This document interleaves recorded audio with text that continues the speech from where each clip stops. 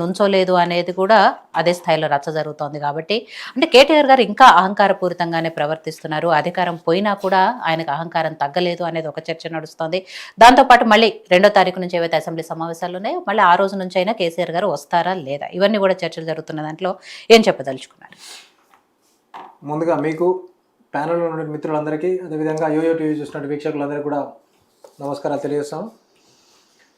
ఈరోజు తెలంగాణ యొక్క వనరులు, తెలంగాణ యొక్క ఆస్తులు దోపిడీ జరుగుతూ ఉంటే దాని గురించి చర్చించకుండా కేసీఆర్ గారి గురించి, కేటీఆర్ గారి గురించి చర్చ పెడతా ఉన్నది ఈ సమాజం, ఈ కాంగ్రెస్ పార్టీ.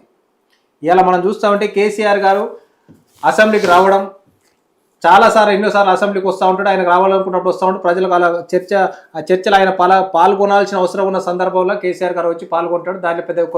దాంట్లో కాంగ్రెస్ పార్టీ రావాలని కాంగ్రెస్ పార్టీ కోరుకోవడము, కాంగ్రెస్ పార్టీ వద్దంటే రాకపోవడము, మిత్రుడు పిలిస్తేనే వచ్చిండని చెప్పేసి అనుకోవడము, ఇవన్నీ చూస్తూ ఉంటే కొన్ని మాకు ఆశ్చర్యం, కొంత కలుగుతూ ఉంటుంది.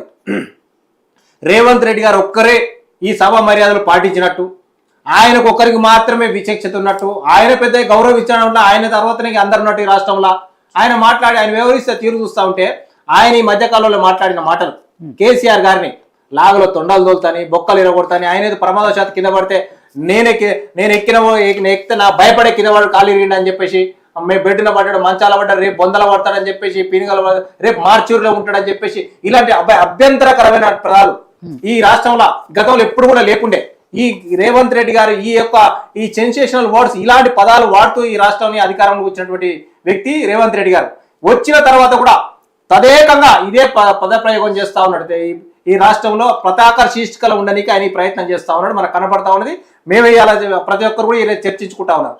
ఈ అందరూ కూడా క్యాబినెట్, నిన్న మన క్యాబినెట్ మీటింగ్ జరిగితే క్యాబినెట్ మంత్రులు కూడా నీ వల్ల మా పదవులకు రేపు భవిష్యత్తులో గండం వచ్చే పరిస్థితి ఉన్నది, నువ్వు ఇష్టం వచ్చిన మాట మాట్లాడుతావు, ఏ నోట్కి ఏది దొరికితే అది మాట్లాడుతా అంటే జనాలంతా అసహించుకుంటారు. మేము ప్రజల్లో పోతే నువ్వేమో ప్యాలెస్ ఉంటున్నావు, లేదంటే ఆ కంట్రోల్ పోలీస్ కంట్రోల్ రూమ్ లో కూర్చుంటున్నావు, సెంట్రల్ కమాండ్ కంట్రోల్ రూమ్ లో కూర్చుంటున్నావు, నీకు తెలుస్తలేదు, ప్రజల దగ్గర నువ్వు కలవట్లేవు, మేము కలుస్తా ఉన్నాం, మమ్మల్ని తిడతా ఉన్నారు జనాలు, ఈ ముఖ్యమంత్రి భాష ఏందని చెప్పేసి వాళ్ళందరూ మందలిస్తే ఈయన నిన్న 100 ఎలకలు తిన్న పిల్లి తీర్థయాత్రలకు పోయినట్టు కేసీఆర్ దగ్గరకు వచ్చి ఈ డ్యామేజ్ కవరింగ్ ప్రయత్నం కంట్రోల్ కోసం ఈ డ్రామా ఆడినట్టుగా మీకు చాలా స్పష్టంగా కనపడతా ఉన్నది. కేటీఆర్ గారు పక్క లైన్ లేడు, ముందు లేడు, వెనక వరుస ఎక్కడ కూర్చున్నాడు, మాట్లాడుతున్న సబ్జెక్ట్ ప్రిపేర్ అవుతా ఉన్నాడు, ఆయన చూసుకుంటా ఉన్నాడు. ఈయన ముందు సీట్లు వచ్చిన విషయం ఆయన చూసుకోలే. మీరు చూడండి వీడియో. కానీ వీళ్ళు ఏమంటారు, ఆయన ఒక్క నిమిషాలు ఇట్లా వచ్చి ఆయన కొస్తాడని ఈయన ఊహించింది కాదు. ఆయన టక్కున ఇట్లా వచ్చి ఒక్క నిమిషాలు ఇట్లా ఫ్రాక్షన్ ఆఫ్ సెకండ్ వెళ్ళిపోవడం మాత్రం అది పెద్ద చర్చ జరిగి దండం పెట్టడం.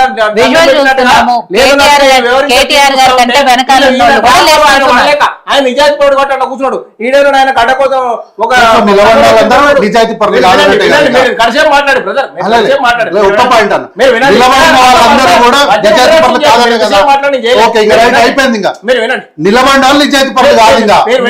వినండి, తర్వాత మీరు చెప్పండి, మేము వస్తాయి కదా అట్లా అట్లా అయితే మీరు మాట్లాడి నేను కూడా మాట్లాడతా, అట్లా ఉండదు. ఇప్పుడు ఈ గతంలో తనేమన్నాడంటే ఇప్పుడు మాట్లాడుతూ జానారెడ్డి గారు పెద్దలు ఉన్నప్పుడు కూడా కేసీఆర్ గారు ఎప్పుడు ఇట్లా రాలేదని చెప్పేసి అంటాడు. మీరు వీడియోలు తీయండి, నేను ఇప్పుడు చూపిస్తా.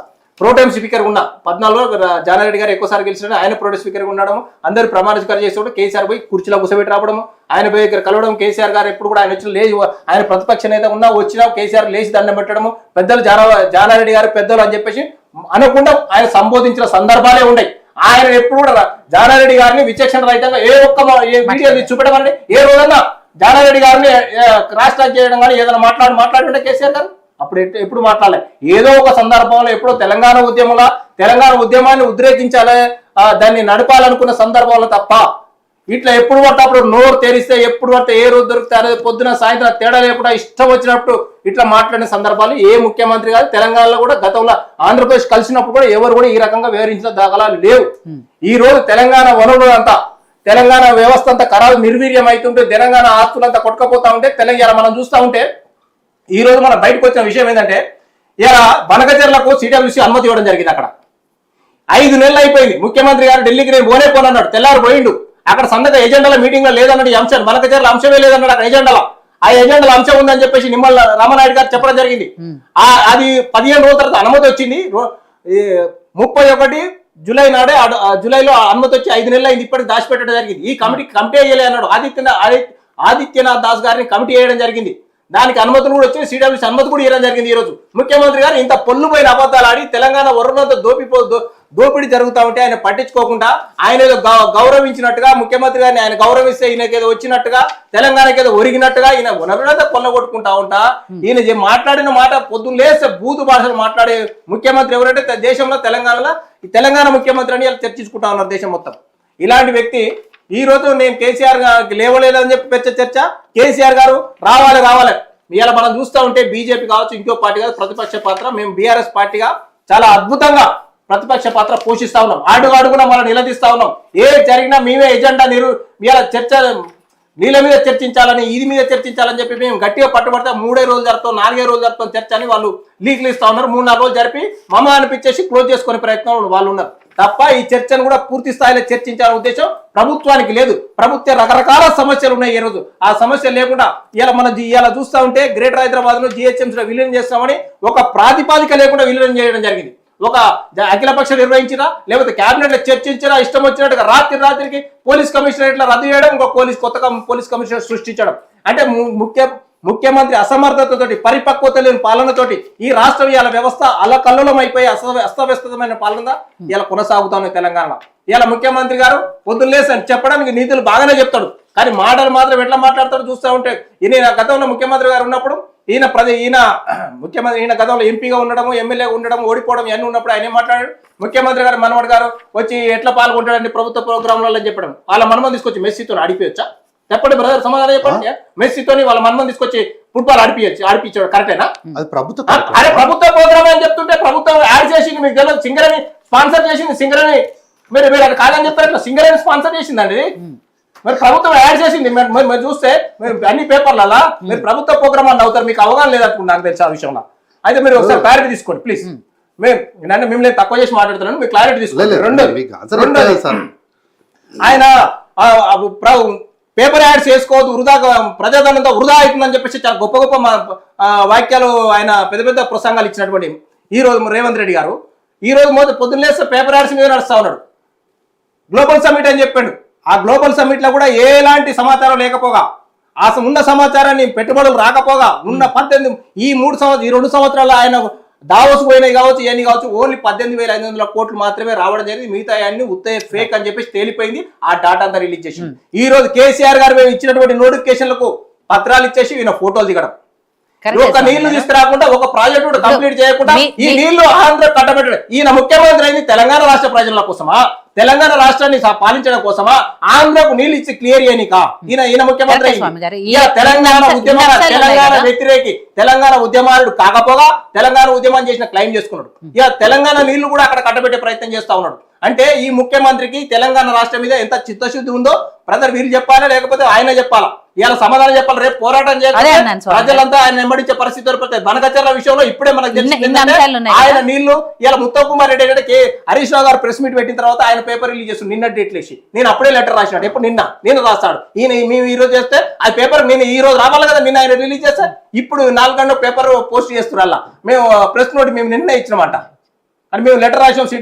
సిడబ్ల్యూసీకి లెటర్ నిన్న రాసామని చెప్తున్నాడు. అంటే వీళ్ళు ఎక్కడ మొద్దు నిద్రలో ఉన్నారు. కుంభకర్ణం లాగా ప్రభుత్వం అంతా నిద్రపోతా ఉన్నది. ఈ వనరులంతా కొట్టుకుపోతా ఉంటే, కొల్లగొడతా ఉంటే, వాళ్ళందరూ డ్రామాలు ఆడుతూ ఉంటే అది కృష్ణను గోదావరిని తీసుకుపోయి కృష్ణలో కలిపోతు అని చెప్పేసి బ్రిజెస్ కమిటీ తీర్పు దానికి వ్యతిరేకంగా ఇలా నల్లమల సాగరాన్ని తీసుకొచ్చి మనకచర్లను ప్యాకేజ్ ఒక్కటి మాత్రమే మార్చి నల్లమల సాగరాన్ని సృష్టించి తెలంగాణ నీళ్ళని క్లియర్ తీసుకొని పోతుంటే ఆంధ్రకు సంబంధించిన వ్యక్తిని, ఆంధ్రకు చీఫ్ సెక్రటరీ చేసినటువంటి వ్యక్తిని, 10 సంవత్సరాలు అక్కడ ఇరిగేషన్ ప్రిన్సిపల్ సెక్రటరీ చేసినటువంటి వ్యక్తిని తెలంగాణ తీసుకొచ్చి సలహాదారుగా నియమించుకున్నామంటే ఈ తెలంగాణ ఆయన కమిటీ వేసి మొన్న ఈ కమిటీ క్లియరెన్స్ ఇచ్చేసి నీళ్ళు అక్కడ తీసుకుపోవడం. వాళ్ళకు సిడబ్ల్యూసీ 5 నెలల కింద అనుమతులు వచ్చాయి. నిన్న మనం మొత్తం ఫుల్ అనుమతులు వచ్చేసి వాళ్ళు స్టార్ట్ చేసుకుంటారు.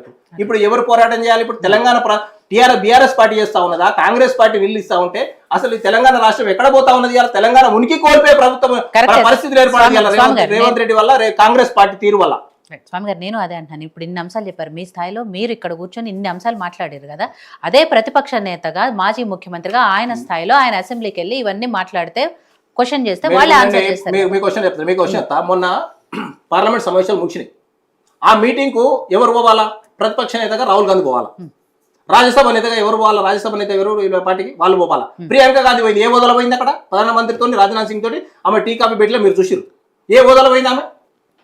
రాహుల్ గాంధీగా పోవాల్సింది. ఆ మీటింగ్ ఎందుకు పోలేదు రాహుల్ గాంధీ? నేను అడుగుతా ఉన్నా.